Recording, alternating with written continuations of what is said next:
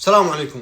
مهندس مصري يعمل بالقصيم قرر أن يقلب أبوه ويلبي طلبه وأمنيته بأن يحج في بيت الله العتيق، وفعلا أرسل له بفيزة حج وقال له تعال مع أحد الأفواج التي سوف تأتي إلى مكة حاجة، ربنا يتقبل.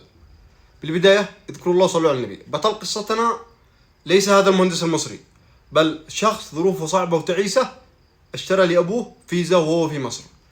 القصة بدأت أن هذا الحاج منيته وشيء في قلبه أنه يحج في مكة، وابنه يعلم بهذا الأمر.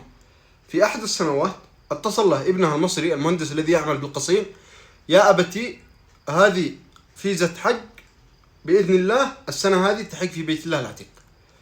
وهذا أتى الموسم فراح إلى هناك، وكان في جانبه في الباص أحد المصريين الكبار بالسن، فصاحبه وجلس يعطي معه بالكلام، فكلمه قال له: أنت كيف يعني حجيت وأنت ظروفك كذا؟ قال له: هذه والله قصة. أنا في أحد الكافيهات، ليس الكافيهات المعروفة، الكافيهات يعني يحتسون الشاي في منطقة قروية. يقول ابني وراي، فكان في 2 حجاج تمام يتهيئون للرحيل، فقلت يا رب يا ليت اني كنت واحد منهم. فابني عندما سمع الامر كان لديه قطعة ارض سوف يبني عليها المنزل وظروفها صعبة، فذهب وباع الارض هذه القطعة واتى الي وقال: يا ابي، انا اخذت لك فيزة حج ان شاء الله انك تحج. فسألها الاب: يا ولدي كيف ذلك ظروفك صعبة؟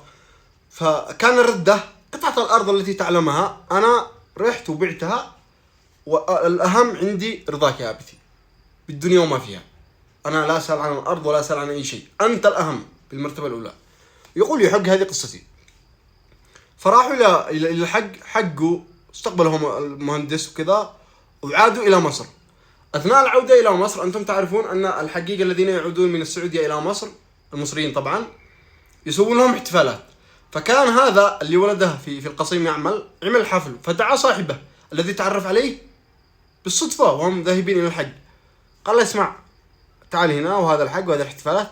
فكان رد الشايب ذاك قال له: طيب بعد ما ينتهي هذا الاحتفال انا ايضا بعزمك الي واسوي احتفال ان شاء الله. فانتهى الاحتفال، راح ذاك شاف ابنه الذي باع قطعة الارض، اثنى عليه واكبر نبله واخلاقه وتصرفه في نفسه ودعا له بالخير، وعاد الى منزله. عند العوده اتصل لي ابن المهندس اللي بالقصيم، قال له: اسمع، في واحد حالته صعبه وفقيره وحقق ابوه، يعني ترك ابوه يذهب الى الحج وباع قطعة الارض، يا ليت انك تشوف عمل عندك اذا في عمل ولا شيء. يقول هذا المهندس اللي بالقصيم: انا خلاص صار مشروعي اني اشوف فيزا لهذا الشخص، والله والايام تروح واحصل مؤسسة يبغون عامل واقلب ماذا فيزا، يعني ما انهم يبغون عامل، بس انه في فيزا على هذه المؤسسة. يقول واقلبوه الى السعودية. وصل عندي واستقبلته كذا للقصيم، عرفته على القصيم: هذه القصيم وهذه يعمل المزارع وهذه كذا وهذه كذا. يقول خلاص ثاني اليوم ذهبت به الى سوق او حراق العمال، اللي يبغى عامل يبني، واللي يبغى عامل يضرب له بويه، واللي يبغى عامل يصلح له كذا، المهم الى هناك في الليل اتى لهم شخص تمام مع سيارة الفار هذه، طلب منهم ماذا؟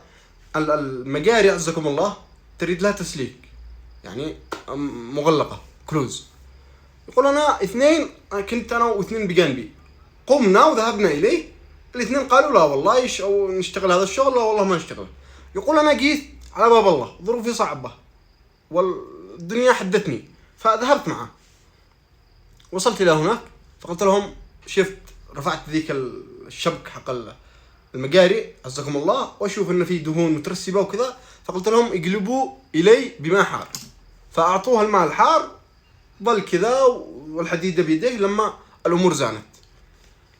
يقول وانا امام بجانب الشباك، والله ما استرق السمع ولا عمري اني استرقت السمع.